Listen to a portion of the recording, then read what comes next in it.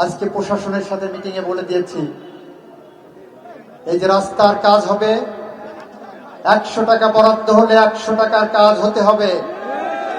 যদি সেই টাকা না কাজ হয়, কোন রাজনৈতিক নেতার কমিশন বাজি এখানে চলবে না, কোন গুন্ডামি চলবে না, টেন্ডারবাজি চলবে না, অস্ত্রবাজি চলবে না, মহড়াবাজি চলবে না।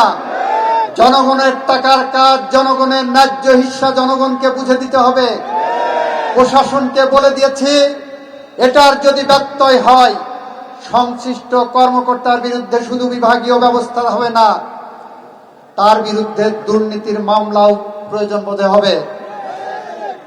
আমরা রাজনৈতিক নেতাদের উদ্দেশ্যে ওখানে বলেছি, কোন ধরনের অন্যায়কে প্রশ্রয় দিলে বাংলাদেশ জাতীয়তাবাদী দল এবং এই সরকার তার দায় নেবে না।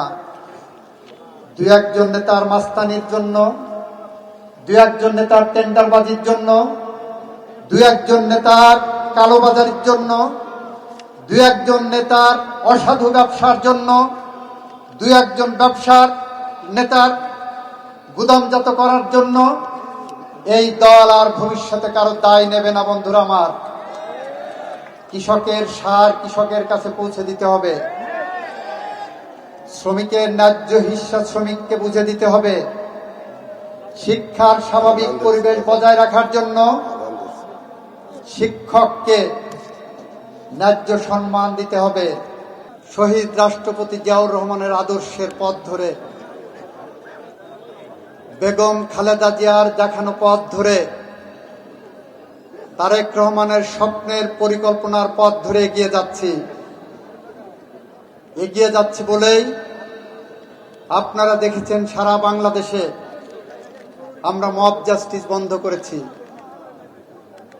সারা বাংলাদেশে প্রতিপক্ষের উপরে হামলা মামলা বন্ধ হয়েছে। ন্যায় বিচার প্রতিষ্ঠার পথ ধরে আমরা এগিয়ে যাচ্ছি।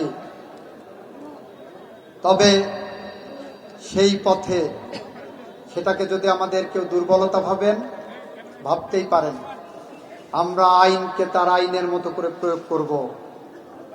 কেউ যদি ঘোলা পানিতে মাছ শিকার করার চেষ্টা করেন, অশান্ত পরিবেশ তৈরি করার চেষ্টা করেন, আমরা আইনের কঠোর প্রয়োগের দিকে যাব।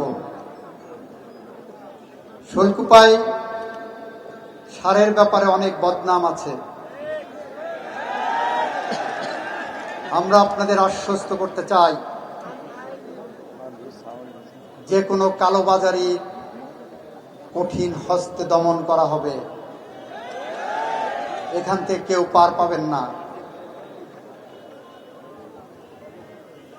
আরেকটি কথা, আপনার চারপাশে যদি মাদক সেবী, মাদক কারবারি, মাদকের সাথে সম্পৃক্ততা আছে এরকম কারো খোঁজ সন্ধান পান, অনতিবিলম্বে প্রশাসনকে জানাবেন, আমার বিএনপি নেতৃবৃন্দকে জানাবেন। তাতেও যদি সাহস ভরসা না পান, আমার মোবাইলে একটা SMS করে জানাবেন। আগামী 6 মাসের মধ্যে শৈলকুপার মাদকের 20 দাঁত আমরা ভেঙে ফেলতে চাই।